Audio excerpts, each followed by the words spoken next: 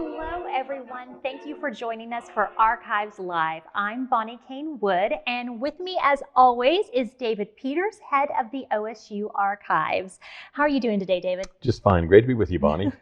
So today, in honor of Women's History Month, we are here in Willard Hall to talk about the impact women have had on OSU history. So let's go ahead and get started. David, when OAMC first opened, what kind of roles did women play? Well, let's talk about before OMC first opened. There were four landowners, actually three couples and a bachelor who gave land to establish the campus, all right?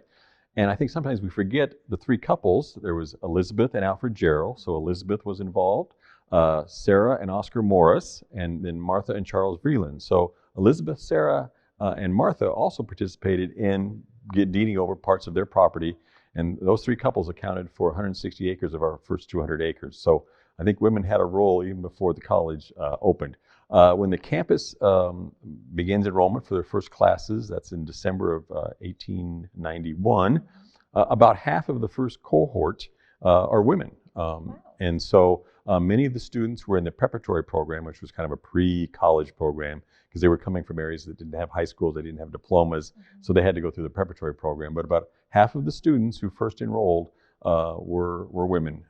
And so we even had a woman on our first faculty. Ella Hunter was our first faculty member, and she served in the preparatory program. So. Wow, so right from the very beginning, women very involved with our campus. Wonderful.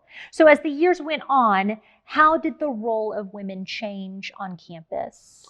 So I think they took advantage of opportunities that were made available to them, and sometimes they made the opportunities for themselves. There was an honorary society, an honorary literary society called the Webster Society. Well, that honorary society was just for men. So what the women did is they created a second honorary literary society, and that was the Sigma Literary Society. And that was available for women. Their founders were women, but they made it available to men and women. And so they were very inclusive whenever they started an organization.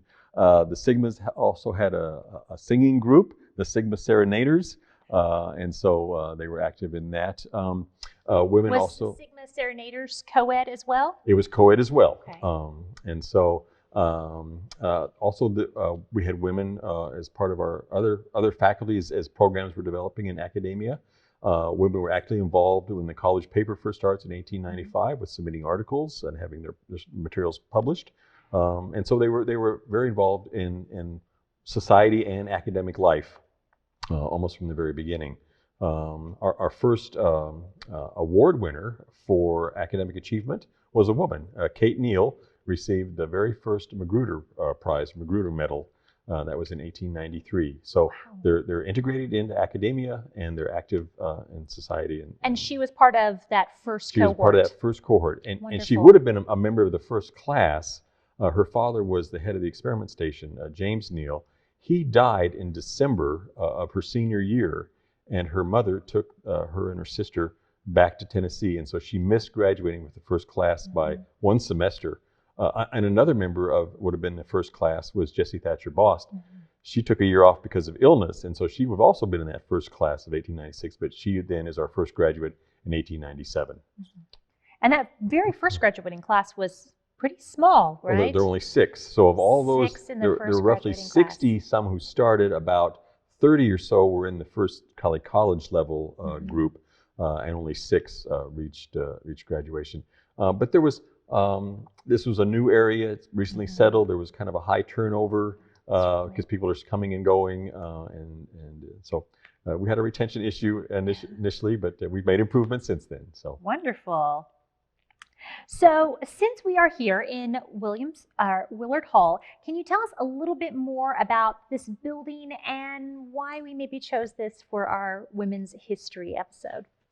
So Willard Hall was named for Frances Willard. Frances Willard was an activist early on in the temperance activities and also with voting and women's leadership across the United States. And so the local and state temperance leagues supported the naming of this residence hall for Frances Willard. It was our second women's dormitory on this side of campus. In fact, it was built in 1939, I think occupied in September of 1939. But it and Murray Hall were women's residence halls. And so Okay. women, their residence halls ended up being on the west side of campus, Uh-huh. and the men were kept on the east side of How campus. So interesting. they were separated that way. It was also, it's almost a duplicate of I believe it's Murray Hall. Mm-hmm. Most of the furniture here was made in the local shop on campus. But it was to recognize, first of all, Frances Willard's impact nationwide. In fact, it was one of our early buildings named for a woman. The other early residence hall was Jessie Thatcher Bost, Mm-hmm. Thatcher Hall, which Okay. is still in existence. It was originally a women's residence hall, but when they built Willard, most of the women moved out of Thatcher, and it became a men's dormitory. But it was named for Jessie Thatcher Bost, our first graduate. So Wonderful. And there are a few buildings like Willard and Thatcher on campus that were formerly residence halls that have now been turned into academic buildings, correct? right, right. And Thatcher is another example. Willard was actually it's one of the last what they call traditional residence halls to remain active. It was active until 1986. I didn't realize it had been active that long. Oh, wow. And so there were graduates or women of Willard Yeah. attending all the way through, I think it was spring of 1986. And then eventually, of course, it's been converted now to use by this, what was the College of Education. So. Fantastic. If you are just now joining us, I am here with David Peters, head of the OSU Archives. We are here at Archives Live, and we are talking about women of OSU. So if you have questions, please place them in the comments of our live stream, and we will do our very best to answer those while we are live today. And if you have any fond memories of Willard Hall or your own experiences here, we would love to see those as well. So David, let's talk a little bit about campus organizations. We mentioned the Sigma Literary Society. What are some other important women's groups that we have had on campus? So there was a women's suffragette club beginning in 1913, and they were actively involved in getting women the right to vote. Remember, women don't have the right to vote until 1920, so they're actively involved with that. Lahoma Club. Lahoma was made up of women who mostly were spouses of many of the male faculty members on campus, and they promoted scholarship for all, mostly women. They encouraged academic achievement by women. There was the let's see, FACOA, or I'm not sure how to say it. It later became Mortar Board, but it was established in 1929 to support academic and leadership achievement and goals for seniors, senior women. And later they went on to expand that to freshmen and sophomores to kind of nurture them along. And then they later become what we know as Mortar Board. Let's see, what else? I know I'm forgetting several here. There was a Women's Self-Government Association, which is kind of interesting. It also developed in the late 20s. They were representatives from each of the sororities, representatives from each of the women's residence halls. Most of the women's groups on campus, like the YWCA, the Young Women's Christian Association, Kappa Phi, which is another religious organization for women. So all of those groups, if they involved women, had a representative on this Women's Self-Government Association. And they actively were involved with helping women understand both campus policies, which impacted them, but then also other policies in the state and nation, which also might impact them. So interesting group of women, once again, always making sure they were inclusive of anyone who might be interested or involved. I'm trying to think. That's probably enough for now. That's to give you an idea. Okay, well, you mentioned the sororities were involved in this, and now sororities are kind of part of campus life. But when did sororities start here at OSU? Surely not from the very, very beginning. No, not from the very beginning. But officially, they didn't begin until about 1919. Okay. So let's backtrack a little bit. Most people don't realize that students enrolling here until the teens, 1915, 1916, signed an oath that they would not be a member of a secret society or a secret organization. So all students signed that, so they couldn't officially be a part of a secret society, which fraternities and sororities were considered secret societies. But of course, if it was secret, they wouldn't have told. They wouldn't have told, and they would sign the oath and then keep it a secret. But beginning about 1911, 1912, 1913, right in there, small groups of women began meeting clandestinely at various locations, both on and off campus. And some of them were meeting at the homes of women faculty members who had probably been members of a national organization that they were trying to affiliate with. They all kept it under wraps, and I think it eventually becomes the groups that we know as Kappa Delta, Kappa Alpha Theta, Chi Omega, and I think Pi Beta Phi. Okay. But they started off with something else, like the Kappa Alpha Theta was known as the afternoon teas, and that's how they even had their pictures in the yearbook. And so if you didn't know that afternoon tea actually stood for Alpha Theta, you wouldn't know that that was actually a secret group. Not very secret if you have your picture in the yearbook. Well, but they didn't list themselves as a secret society, so they. But about 1915 or 1916, the leaders of those four, we call them sororities, decided that they wanted to make a clean break of this. President Cantwell had come to campus as a new president, and they felt it was important for them to for him to be aware of what was going on, and so they all came together as a collective, I guess, support in numbers, and appeal to him to kind of overturn that secret society oath that people had to take. And then for all those groups, it took several years for them to get national affiliation, but then they eventually did. So I think 1919 is the official year, 100 years ago, for those first four groups to get started. And those four sororities are still active on campus today? Yes, they still have chapters on campus, and many of them are celebrating centennials this year. So that's very cool. They've lasted quite a while. Great story, David. Thank you. So when we talk about women's history, I think, we're used to hearing a lot about female firsts. So what are some of OSU's female firsts? So we mentioned our first female graduate is Jessie Thatcher Boss. Our first faculty member was Ella Hunter. The first faculty member in what now we know as the Spear School of Business. The first faculty member was a woman. It wasn't a man. Wow. Before it became the School of Commerce, Georgina Holt Lewis was their first staff or faculty instructor. She taught many of the clerical skills that people needed to have at that time. She had that position until she married Lowry Lehman Lewis, who was also on the faculty, and she had to give up her position on the faculty because she was married. And then for 20 or 25 years when they were married, she was his spouse. But then when he passed, they brought her back on the faculty again. She could rejoin. And so there was, as you can see, there were some issues with equal rights. And so she was asked to step down, not because her husband also worked for the university, but simply because she had been married. She had been married. And so you either had to be single or a widow to be able to work on campus. Some other firsts, let's see, Maud Gardner Obrecht was the first instructor in what we now know as human sciences. And then let's see, Sarah Landis was the first, she was the head of the Department of Domestic Economy, which now we know as human sciences, but she was, I guess, the equivalent of dean for that. I'm trying to think. Maud Gardner. I'm sorry. Too many Mauds. Maud Spear was the first female graduate in engineering. She had an architecture and engineering background, and our first graduate in engineering in 1915. Let's see.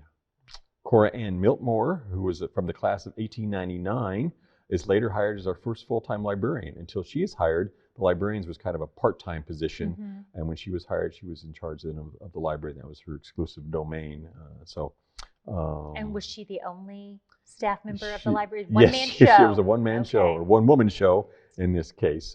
And if we have a chance to look at some of the pictures, we'll feature some of these individuals. Of course. So, okay, if we do that now? Let's jump in. Okay. Yeah, let's take a look at some photos. So this first image shows really that first cohort.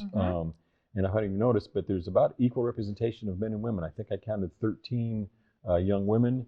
I think there's 15 young men, and there's 3 or 4 faculty members in there. So that's the first cohort that came to campus and started the college program. This is the first 4 members of the Sigma Literary Society. And so these are the 4 women who felt it was time for another society that welcomed them in participation as well as the men. Oh my And gosh, so, this young lady over here on the left looks like she's a child. well, some of them started when they were 13 and 14 years old Wow. in college, and so they were quite young when they came, and that's why some of them were in that preparatory program too. But even some of them were in the college program by the time they were 15 and 16. So here are the Sigma Serenaders, and so this is a mixed group here. In fact, the woman in the upper left is Cora Miltmore. I mentioned her. And then the woman in the lower, seated in the lower right, is Jessie Thatcher Bost. Oh, I thought I recognized her, yes. So, and then this is Kate Neal. Kate was received that first Magruder Medal, was very active in the newspaper and on campus. And of course, her father being experiment station director, she was very active in a lot of things and did very well academically. And then she had a younger sister too. And then they moved back to Tennessee, so she wasn't able to graduate. Oops. What was our newspaper called at the time? It wasn't... The College Paper. It was just the College Paper. And then became the College Mirror, and then it changed, went through a number of... over the years. Yeah, before it finally became the Daily Collegian. Here is Jessie Thatcher Bost graduation class. So this is the class of 1897. And here she is. She later went on to teach, was active in teaching, I think in the Cleveland, Oklahoma area. This is the earliest group faculty picture we have. And there's, in kind of the center is Ella Hunter. Behind her, the older gentleman is James Neal, but that is much of the first faculty group on campus. This is Georgina Holt Lewis, and so this is the first faculty member, and what now is the Spear School of Business. She was an Irish lass, had immigrated as a young woman. I think first settled in New York and then eventually moved out to Oklahoma. So this is Cora Ann Miltmore. So this is Cora. That is some hat. And this is from her graduation picture of 1899. And then here we have with more librarian-esque with her glasses, but she was the first full-time librarian on campus. So here's a picture of the woman in the middle is Maud Gardner Obrecht, and so the Bartlett Center, still has a Gardner Art Gallery. Yes. That is named for Maud Gardner Obrecht. So she was the first instructor in what was domestic science, now human sciences. And then right beside her, to the right, is Nora Talbot. And Nora Talbot was one of her students here. Nora Talbot later goes on to be dean of the School of Human Sciences or Home Economics when she was here. And so, and there's actually more women in the original picture, but they show Maud's instructor, then Maud, and then Nora's instructor was Maud. So they had a lineup, kind of a generation. Approximately what year is this photo? This, I believe, is from the teens or 20s. Okay, I wondered from the short hair and kind of the bobs. Kind of flapper-esque dresses there. This is Sarah Landis. So she was the first head of the Department of Domestic Science. Now we would consider the dean, I guess, the equivalent of dean. She came from New Jersey and was active nationwide in a number of activities and was here for a number of years. This is Margaret Walters. She was active in the library for a long time and several library moves as they changed buildings and facilities. She was the one who introduced closed stacks. So they'd had an issue with books disappearing, and so she finally decided that they were close the stacks down, and so the librarian would be in charge of pulling the items that were needed and checking them out, and you had to have a card to check out items. And so she brought in that idea to control access, and so we didn't lose any more assets, but quite active in the library. This is Maud Spear, and first graduate in engineering, and quite a remarkable woman. I think she was from Colorado. And then another first, women were the ones who introduced basketball to Oklahoma Agricultural Mechanical College. This is from about 1901. They had a field day, and so this is the women playing outside. Notice there's no backboard, so you either hit the basket or you were out of luck. So, but women introduced basketball to campus. Here's one of the earlier teams. not only did they play basketball, but they made their own uniforms. And I was so about to say, not only did they play basketball, but they played basketball in dresses. dresses, and they were proud of their uniforms too.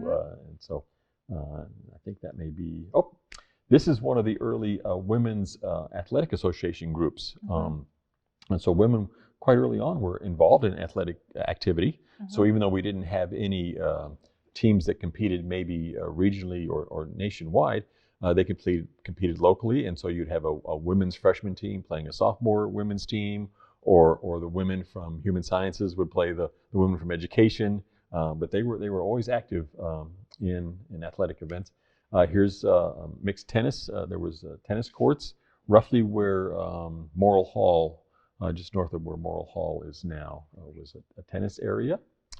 Here's another picture of women's tennis. And so they were quite active, not just in academia, but in athletics and other things too. So getting the full college experience. They were. So I think that maybe, hopefully we covered a lot of bases with that. All right. And you got to see some of the people who were involved. Wonderful. Well, we saw a lot of female firsts, and we have a question from William about a different kind of first lady. William wants to know, what roles have first ladies played throughout the years? I know our first cowgirl, Ann Hargis, is very involved on campus. Has that always been the case? Their role has grown over time. I really think it was probably Henry G. Bennett's wife, Vera, who, part of because of her longevity, but also she was actively involved in supporting a number of campus organizations. I think she supported LaHoma when she was here. She was actively involved with students' lives, and so like if students would show up needing jobs, she would help try to track down jobs for them. She really took an active role on campus, helping students kind of make the transition from their hometowns to Stillwater and the college. And so I think the role of women, the first women, first ladies, really begins to shine with Vera Bennett, and then but others have been actively involved too. Oliver Wilhelm's wife, Susan, one of our residence halls, which is now gone, but the Wilhelm North and South, Wilhelm, I believe it was North, was named for Susan Wilhelm. Maxine Comm, Robert Comm's wife, was also very involved, both in the college, but also in the community. So there have been a number of women who assisted in a variety of different roles in a number of different ways. I might mention a more recent first. Our first African-American student was Nancy Randolph Davis. And so she enrolls here, I think it's late 1949, 1950 or so. And they recently had a statue dedication for her, which is over by the Human Sciences area, but another woman's first on campus. Also, during like World War I and World War II, when there were more men away, it provided an opportunity for more women to take leadership roles. We had women who served also, but there were a higher proportion of women on campus. And during those times, they stepped up. During World War II, the president of the Student Government Association, the editor of the college paper, the editor of the yearbook, the editor of the humor magazine, Aggivator, were all women. And I think the discovery was, and they knew it was true, but you know, when the men returned, they thought, oh, we can do this as well as you can. So I think those kinds of opportunities, they've availed themselves and have proven themselves quite capable. So we had our own academic version of Rosie the Riveter. Yes, we did. Wonderful. Yes, we did. So one thing that some of our viewers might not realize is that part of our archives here at OSU is the Oklahoma Women's Archives. So can you tell us a little bit about, first off, why do we have the Oklahoma Women's Archives? Why does it live at OSU? And then what would we find in the Women's Archives? So beginning several decades ago, we realized that we needed to do a better job of collecting and recording the contributions that women had made, not only here at OSU, but locally, regionally, statewide, nationally. And so we really began a more concerted effort to reach out to attract records. One of our largest and most worthwhile collections, I believe, is the Angie DeBow collection. Angie DeBow was an Oklahoma historian. Actually, he was a national historian, but from Oklahoma, who focused on Native American issues and Native American history. We received her collection. So that was one of our early collections that went into the Women's Archive. Hannah Diggs Atkins, who was active in Oklahoma politics, or I think she was the first African American to serve in the Oklahoma legislature.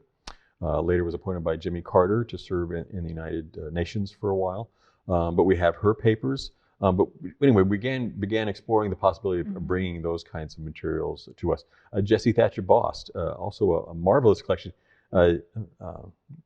Mrs. Bost had collected all of her notes and drawings from when she was a student here, and it really shows exactly what students did. The classes she took, we have her notes, we have the drawings, we have botanical samples that she collected in her botany class. Oh, wow. So it's really an exciting collection, and images also from when she was here. So those are 3 women that are featured. We've also tried to integrate and make sure we have women's participation in whatever stuff we are collecting. More recently, that would be the women's marches, which are occurring on an annual basis. And we're trying to make sure we're collecting materials that represent local and national participants in those activities. And so, yeah, hopefully we've tried to broaden a growing appreciation for the role of women. And really our Oklahoma Oral Research Program is an outgrowth in many ways of the archives being to attract more women's involvement in things. And so one of our oral history projects, early ones, was the Dust Bowl project, where they began to search out and look at women's involvement and women's opinions and views of what they experienced during the Dust Bowl.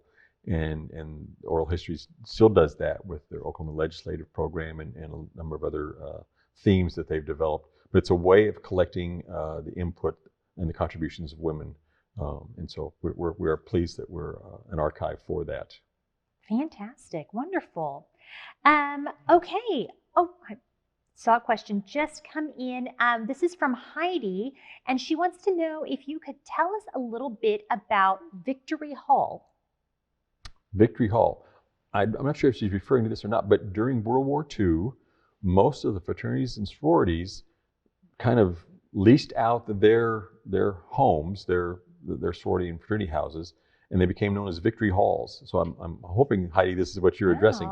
And so what they did is that allowed university or college students to live in the Victory Halls. And so you had men living in former sororities, and but they could live off campus, be close to campus, that then freed up the residence halls on campus for all the military training programs that were going on. So you had WAVES training here, which was a women's auxiliary, but we were one of 5 training sites for the United States. So we had WAVES, I think over 11,000 WAVES came through. Most of them stayed in Murray and Willard, I think. But we had other military training programs too. So they could stay on campus for the training programs, and the university students then were transitioned over to the Victory Halls, which were former fraternities and sororities. And then once the war was over, they went back to the fraternities and sororities. But it was a very generous kind of donation on the part of the Greek societies on campus to make their facilities available during the war. Wonderful. Yes, I see here the rest of the question came through. Could you tell us more about Victory Hall and the Lambda Chi Alpha House during World War II? So it was one of the Victory Halls. I think, don't hold me to this, but I think there was like 12 to 15, however many there were on campus at the time for both fraternities and sororities. I think all of them made themselves available as Victory Halls. And if you go to the yearbooks for those years, they're listed as Victory Hall number 1, and you'll the people who stayed there, there'll be their pictures in there. So we'll have to look up which Victory Hall was the Lambda Chi Alpha House. But I believe the Lambda Chi Alpha House was formerly at one time the Phi Beta Pi sorority house. We'll check that. Okay. Watch in the comments for an update. All right. Well, I have one last question before we go. If we wanted to learn more about the history of women at OSU, where could we look? So they're welcome to come visit us. We have inventories for all of our collections, including our women's collections, and all of those collections are open to the public, and so we can make those available to you. We can share the inventory with you beforehand if you want to contact us by email or phone, but we can provide those inventories. What I would recommend is that everyone, if they have a chance, to look at the Equal Opportunity book by Dr. Pauline Kopecky. She had written that book as a part of the Oklahoma OSU Centennial History Series. So it's about 20 years, almost 30 years ago, I guess. But it's an excellent resource looking at a number of equal opportunity issues regarding the campus, but specifically there's a number of leads as to the role that women have played and the opportunities that women have had on campus, and the sources that she used. Most of those we have in the archives. In fact, I think all of them we should have in the archive. But there's also information available online through our digital collections. We have WAVES cards. Those aren't actually OSU students, but there are women who served here. We have their cards. We have the Secrets of the Century cards. These were little notes that people had written over 50 years ago at the 50th anniversary celebrations. And many of those women are writing notes to their children and grandchildren, and so we have those. The college papers have been digitized, and so they can do searches for groups, individual names, or whatever, and see if they pop up there. Also, the yearbooks have been digitized, and so there's a number of layers of information depending on how much work they want to do, and we should have most of that either available through our digital resources or through the archives department at the east end of the second floor of the OSU library. Wonderful. Well, we'll add some links to those digital collections in the comments to make that research a little bit easier for people to get them started. David, thanks so much for chatting with me today, and thank you, of course, to the Willard Hall staff for hosting us, and thank you to all of our viewers for asking questions and joining the conversation. We invite you to continue the conversation in the comments. We'd love to continue participating with you in that way. If you enjoyed today's show, we hope that you'll click that heart button and share this for your friends and family, and also check out our Facebook page for more photos and posts. And if you would like to see more archive-related videos, you'll find those on OkState TV or on the OK State Library YouTube channel. The websites will be listed at the end of this program. Thanks again, everyone, for watching, and we will see you next month on Archives Live.